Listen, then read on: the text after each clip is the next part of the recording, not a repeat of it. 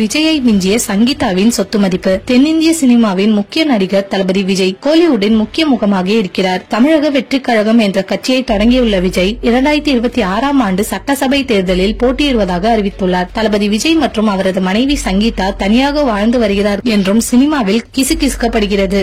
விஜய் மற்றும் சங்கீதா திருமணமாகி 23 ஆண்டுகளுக்கும் மேலாகிவிட்டது. அவர்களுக்கு 2 குழந்தைகள், ஒரு மகன் ஜேசன் மற்றும் ஒரு மகள் திவ்யா ஆவார்கள். அட்லியின் மனைவி பிரியாவின் வளைகாப்பு விழாவில் விஜய் மற்றும் சங்கீதா கலந்து கொள்ளவில்லை. அதேபோல வாரிசு, லியோ என அடுத்தடுத்த படங்கள் தொடர்புடைய விழாக்களில் விஜய் மட்டுமே கலந்து கொள்கிறார். முன்பை போல நடிகர் விஜயின் மனைவி சங்கீதா கலந்து கொள்ளவில்லை. விஜயுடன் ஏற்பட்ட கருத்து வேறுபாடு காரணமாக சங்கீதா தற்போது லண்டனில் வசிப்பதாகவும் வதந்திகள் வெளியாகியுள்ளது.